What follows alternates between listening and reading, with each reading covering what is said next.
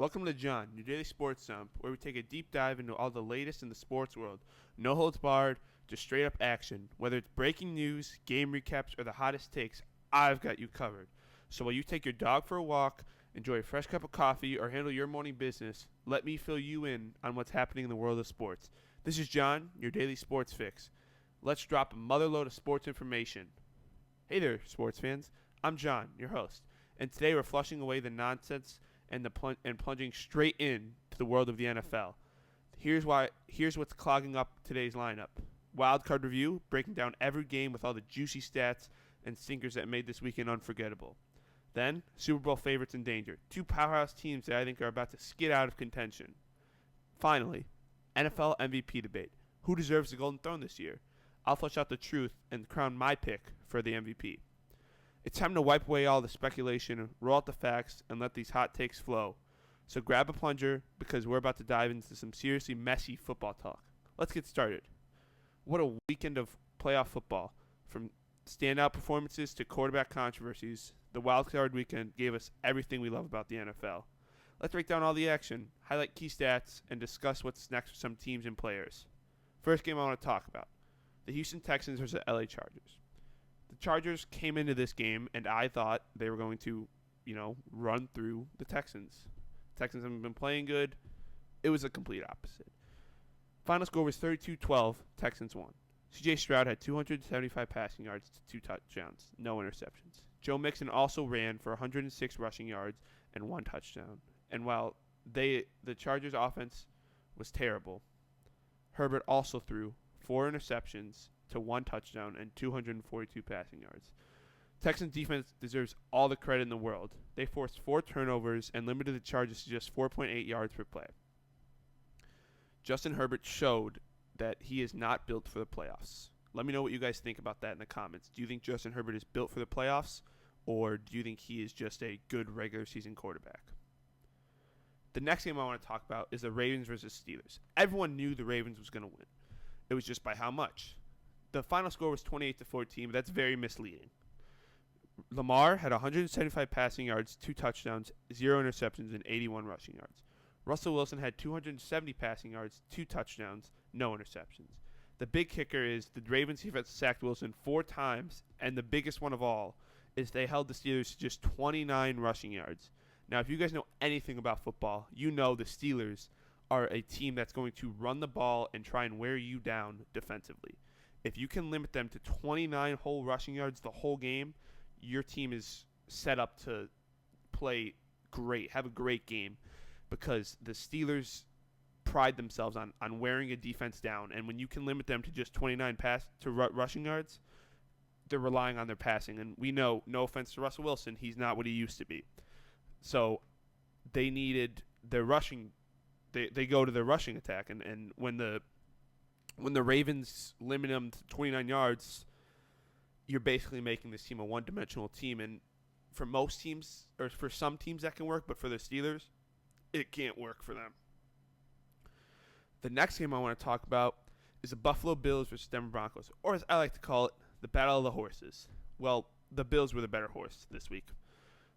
The Bills rolled past the Broncos, going behind a strong run game and an efficient passing game. Allen had 272 passing yards, 2 touchdowns, 0 interceptions. James Cook also had 120 rushing yards and 1 touchdown. Buffalo's defense held Denver to just 224 total yards and also forced 3 turnovers. Now, I think that the Broncos are going to be in the playoffs for years to come, especially with how good Bo Nix looks.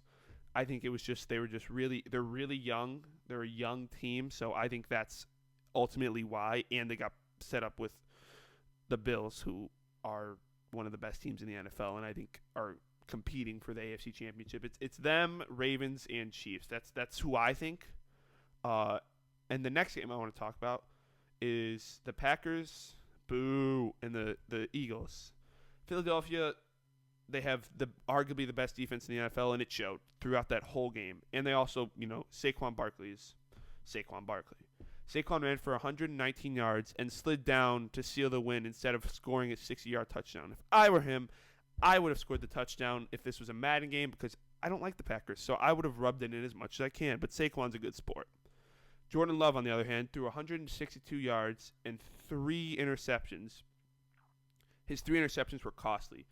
The Eagles' defense was dominant at the line of scrimmage as well. Now, I do think if Love had all 3 wide receivers healthy, this would have been a much closer game. But I still don't think they would have won. I think it would have been closer. But he was out his top 3 receivers, 2 linemen. So he was depleted, but some of his interceptions were just straight up bad balls. Like the one that he threw to Zach Braun was just an awful ball. It was right at the linebacker. So some of them, yes, you can blame it on the fact that, okay, some of his receivers and his help was not there, but also that if you watch that tape, that clip, that interception, it was just a bad ball as well. And then another game I want to talk about, the one that I think personally was the best game the whole wildcard weekend, was the Commanders-Bucks. I mean, yeah, it wasn't a crazy high-scoring game, but it was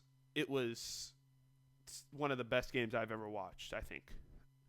The Commanders won 23-20.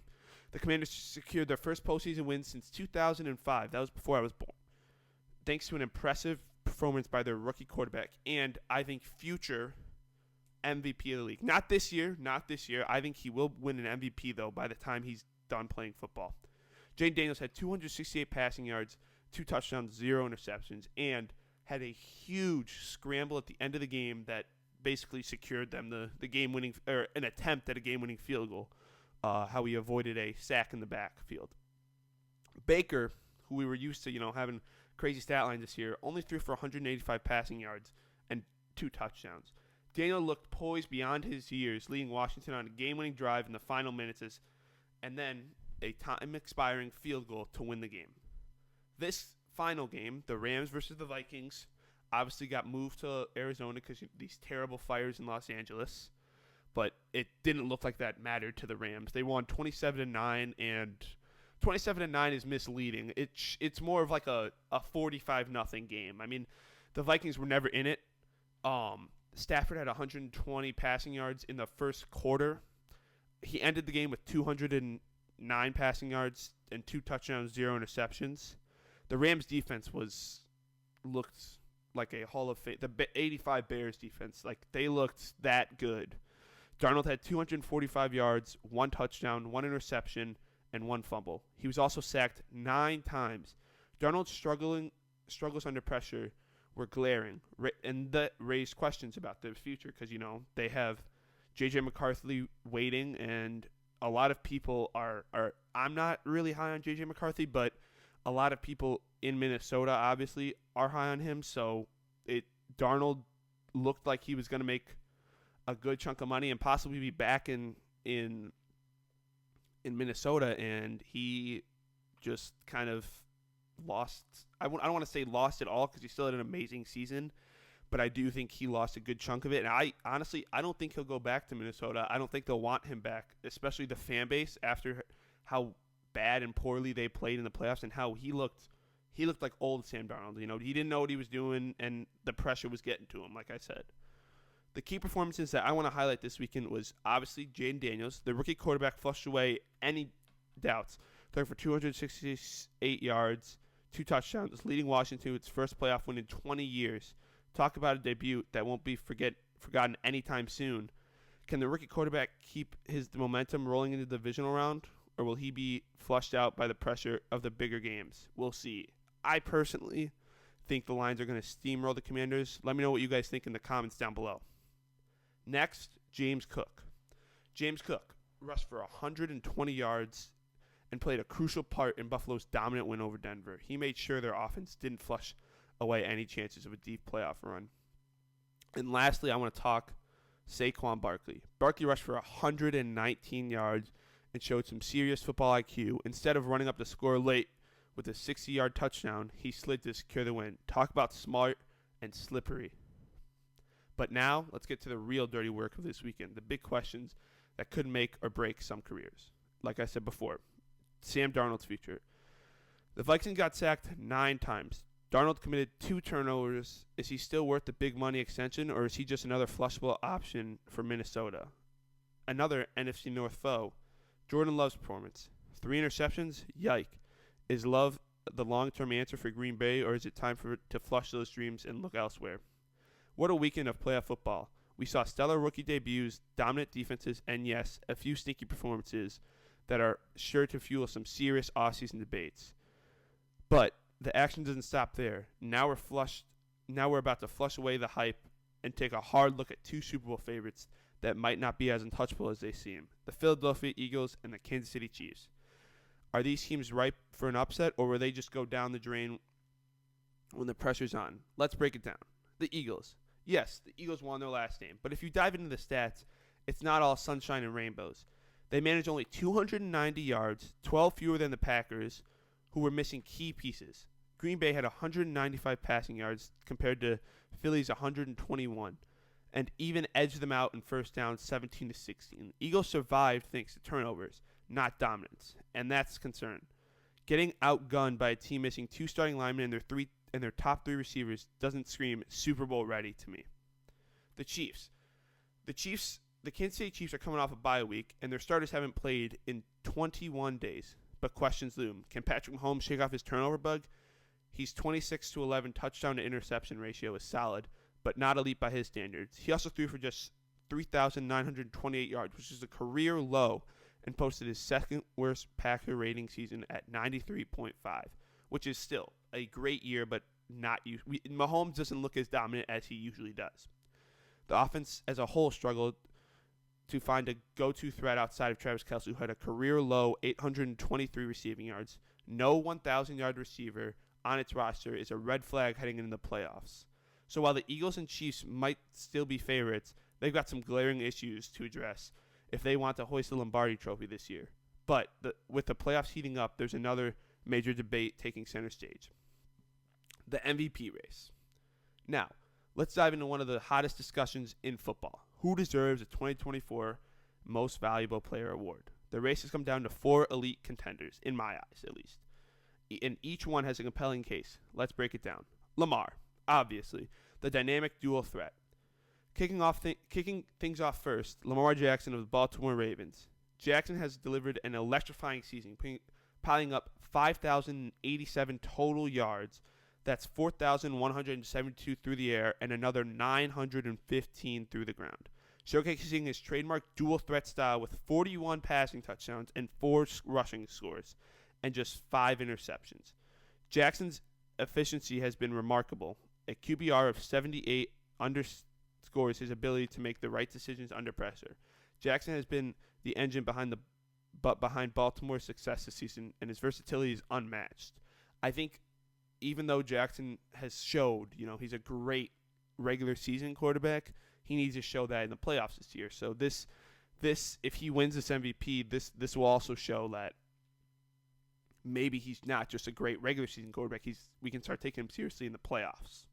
Next up, Joe Burrow of the Cincinnati Bengals. Burrow leads the league in both passing yards, 4,918, and touchdowns, 43, and 45 total scores on the season.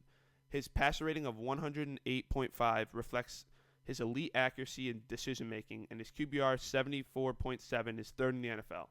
Burrow has excelled in consistency, averaging 289 passing yards per game, the highest in the league. His ability to dominate through the air has kept Cincinnati in contention all season long.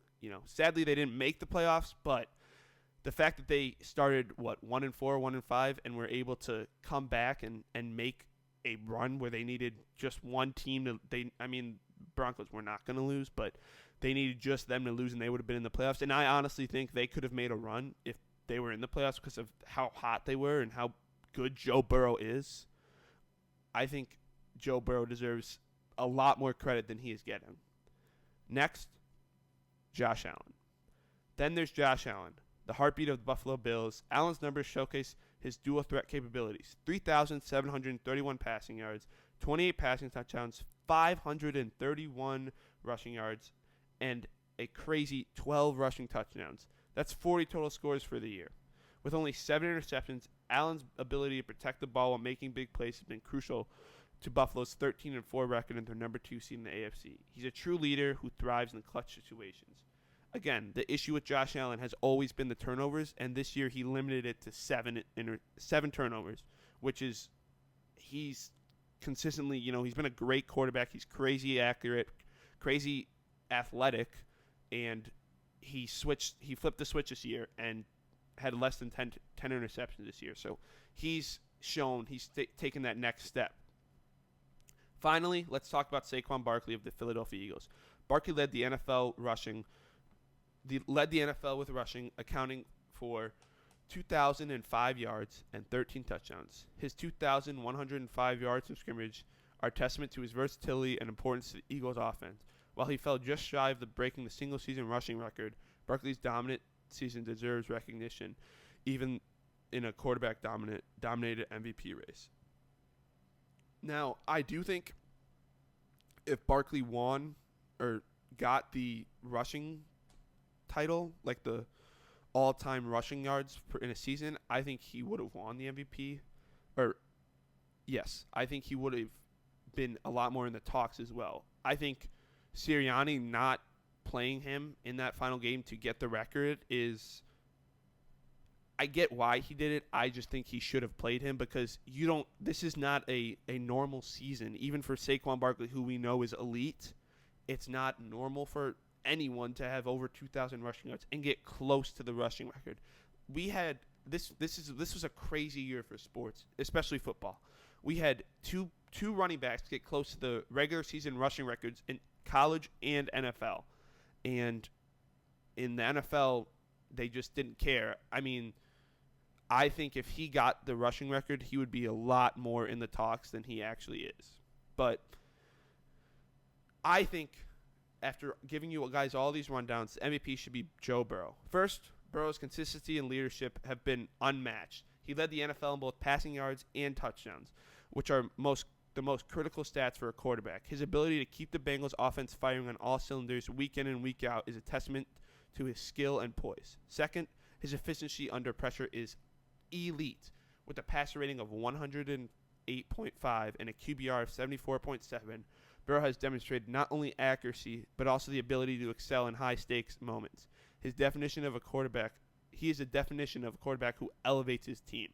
Literally, he brought them from one of the worst teams in the NFL in the beginning of the season to a team that, if they made the playoffs, would have made a scary run.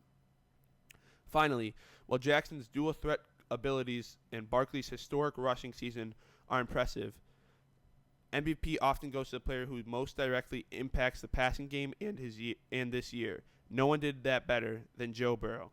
So there you have it. Joe Burrow is my pick for the NFL MVP. But what do you think? Did I get it right, or does someone else deserve the crown? Share your thoughts in the comments down below. Thanks for tuning in to today's episode of the John Sports Dump podcast, where we plunged headfirst in the chaos of wildcard weekend, exposed the cracks in some Super Bowl favorites, and crowned our NFL MVP. Remember, the NFL playoffs are a lot like a clogged toilet. Unpredictable, messy, and always worth diving into for the love of the game. If you've got thoughts on my takes or your own MVP pick, hit me up in the comments section. Let's keep the football chatter flowing like a championship Gatorade shower. Make sure to subscribe so you never miss an episode. And join us next time. Until then, keep your game face on and stay regular. This is John signing off.